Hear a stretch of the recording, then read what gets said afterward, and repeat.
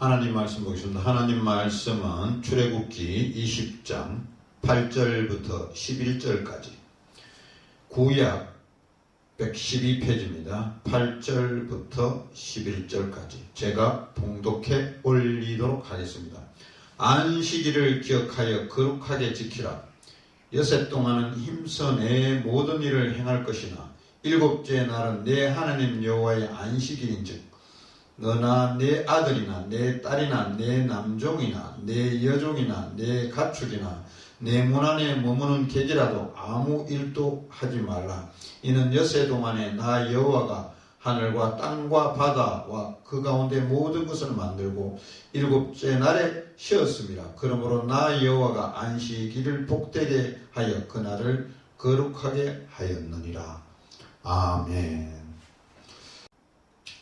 저는 60세에 신학을 하고 63세에 목사 안수를 받았습니다.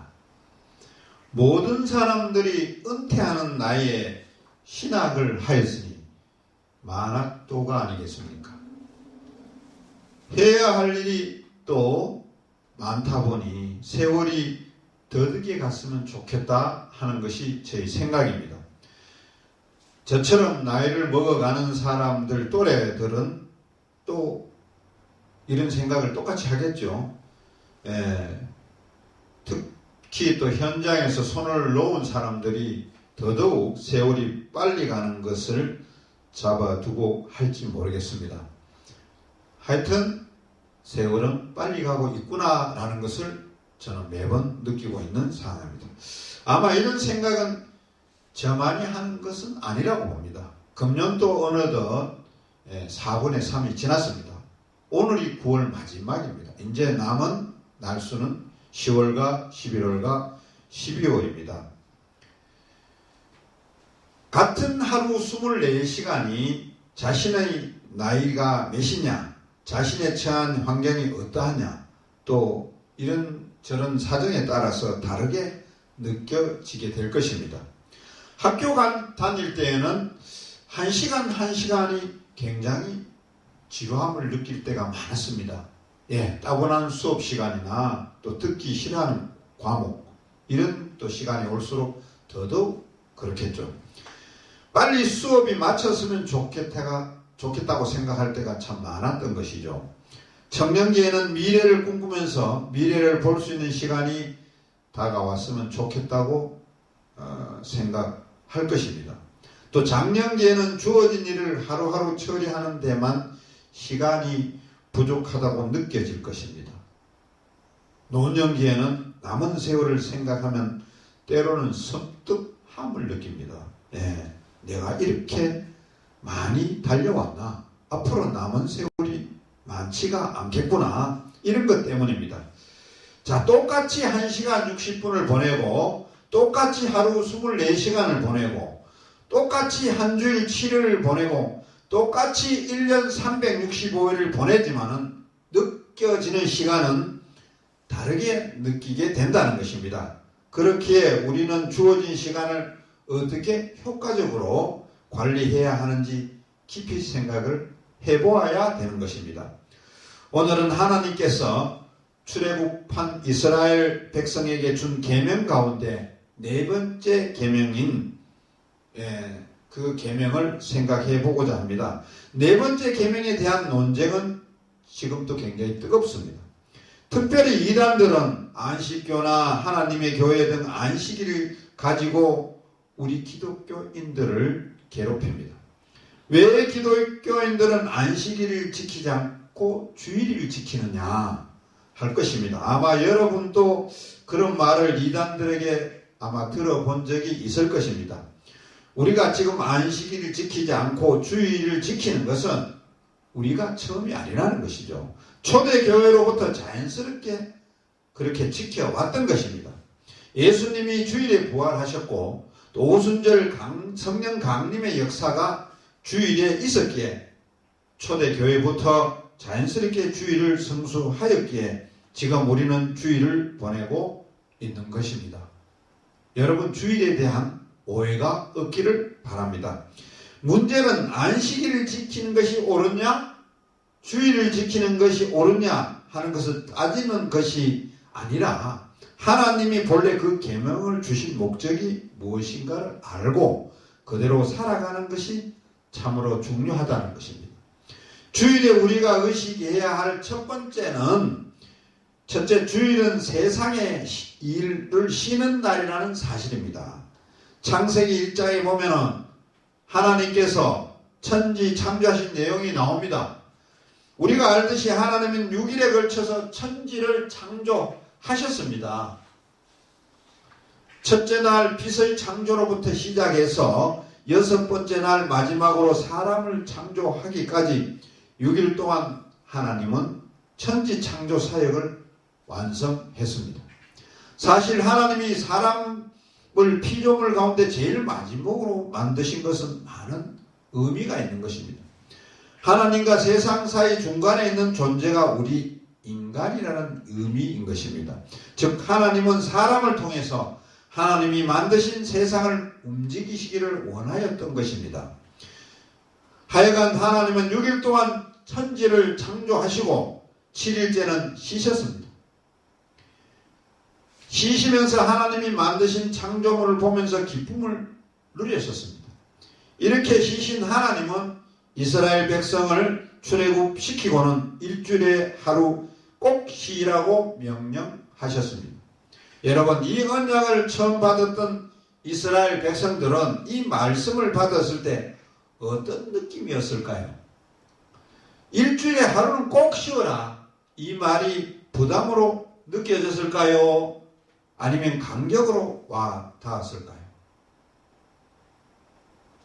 출애굽한 이스라엘 백성이 시내산에 도착한 것은 출애굽 후 60일 만이었습니다. 그러니까 지금 이 말을 받았던 히브리 민족은 60일 전만 해도 애굽에서 노예 생활을 했다는 것입니다. 그 당시 노예였던 히브리 민족이 쉬는 날이 있었을까요? 없었을까요? 우리나라만 해도 3, 40년 전에 머슴이 있었습니다. 시대를 더 거슬러 올라가 조선시대에도 종의 제도가 있었습니다. 그런데 여러분, 종에게 쉬는 날이 있었습니까? 종에게는 쉬는 날이 없었습니다. 히브리 민족 역시 쉬는 날이 어디 있었겠습니까? 하루하루 뼈 빠지게 일하였던 것입니다. 그들에게 돌아오는 것은 고작 채찍질 뿐이었을 것입니다. 왜냐? 노예였기 때문에. 너무나 힘이 들어서 그들은 핏소리로 하나님께 기도했고 하나님은 그 기도 소리를 들으시고 모세를 보내서 출애굽시켜 준 것입니다. 그러니 종살이했던 그들에게 일주일에 하루쯤 쉬어라 하는 말은 꿀과 같은 말이었을 것입니다. 오늘 본문에 보세요. 안식을 하는데 주인만 안식하는 것이 아니라 너희 가족 전체, 아들, 딸, 종 전체, 남종, 여종, 손님, 심지어 가축도 쉬게 하라는 것입니다. 하지만 이렇게 쉴 때 문제가 하나 됩니다.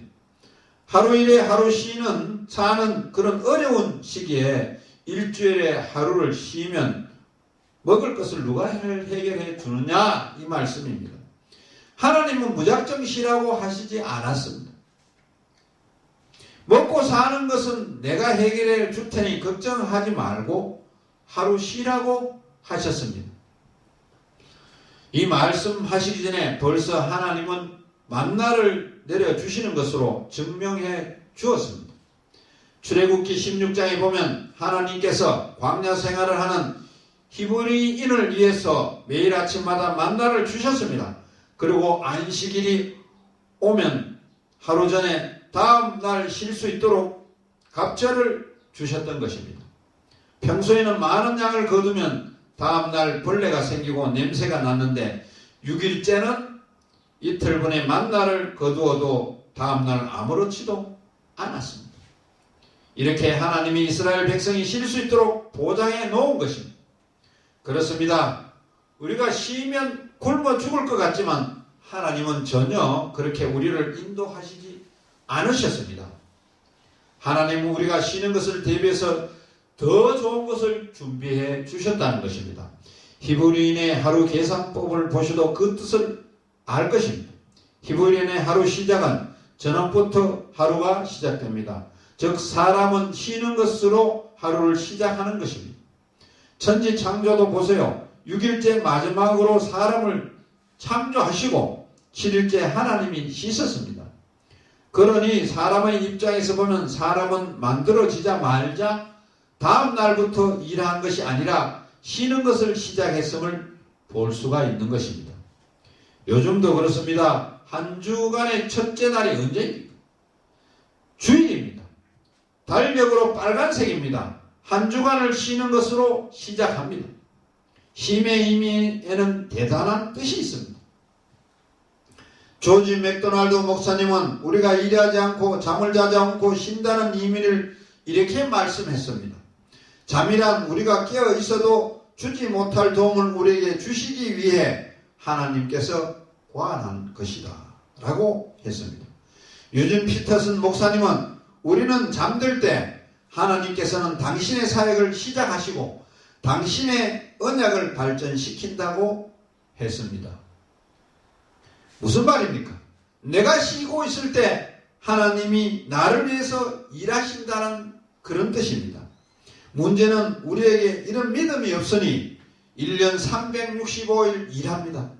한 주일에 하루쯤은 쉬어야 하는데 그저 바쁜 것이 좋다고 생각하고 쉬지를 못하는 것입니다.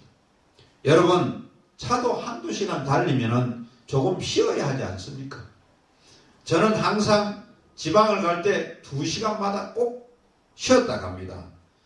모든 기계도 쉬어야 되는 것입니다. 계속 작동시키면 무리가 온다는 것입니다. 하물며 인간은 어떠하겠습니까? 하나님께서 만드실 때 일주일에 하루를 쉬게 만들었습니다. 그 창조의 원칙을 위배하면 결국 우리의 몸에는 무리가 오고 병을 가져오게 되는 것입니다. 이제 우리는 4계명을 생각하면서 일주일에 하루쯤은 세상의 일을 쉴 수 있기를 바랍니다. 둘째는 참심은 하나님께 예배함으로 온전히 이루어집니다. 자, 이제 두 번째 문제로 넘어가 보십시다. 일주일에 하루쯤은 세상의 일을 쉬는데 무엇을 하면서 쉬면 좋겠습니까? 여러분에게 만약 하루의 시간을 더 준다면 나름대로 그 시간을 보내고 싶은 방법들이 있을 것입니다. 여러분은 그동안 밀렸던 잠을 푹 자고 싶다는 분도 있을 것이고, 물론 잠을 푹 자면 육신적으로 어느 정도 피로 회복도 되고 건강에도 도움이 될 것입니다. 하지만 육신적인 조금의 도움만 있을 뿐이라는 것이죠. 어떤 분은 텔레비전을 보면서 시간을 할애할 것입니다. 시간이 날 때 아침부터 저녁까지 소파에 누워서 리모컨을 이리저리 돌리면서 텔레비전을 볼 것입니다. 그런데 여러분, 그런 말이 있습니다. 생각을 멈추고 싶거든 텔레비전을 보고, 생각을 하고 싶거든 신문을 읽든지 인터넷을 하라. 무슨 말입니까? 텔레비전을 하루 종일 보아도 그의 생각은 움직이지 않는다는 것입니다. 그러니 하루 종일 텔레비전을 봐도 참심이 될 수 없다는 것입니다. 어떤 분은 등산을 하거나 취미생활을 하기도 합니다. 여러분들은 어떠합니까? 하루에 쉬면서 그럼 무엇을 하면 되겠습니까? 히브리 민족은 안식일에 무엇을 하면 쉬었을까요?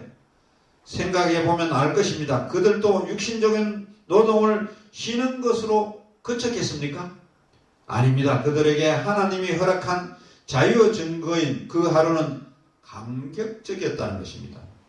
종살이의 해방에 대한 감격이 있었을 것이고, 종살이에서 해방시킨 하나님에 대한 경배가 있었을 것입니다. 하나님이 계시지 않았더라면 그들은 영원히 종살이를 했을 것입니다. 그런데 하나님으로 인해 이런 안식의 기쁨을 주셨으니 그들은 안식일이 하나님을 예배하는 날이 된 것입니다. 오늘 본문 8절에 말씀하신 안식일을 기억하여 거룩하게 지켜라 라는 말의 의미는 바로 그런 의미입니다. 이것은 초대교회 성도들에게도 같은 의미로 와닿았습니다. 주일은 주님이 우리를 구원하기 위해서 십자가에 돌아가시고 부활하신 날인 것입니다. 주일은 우리를 예수님을 믿게 하고 깨닫게 하는 성령님이 오신 날입니다.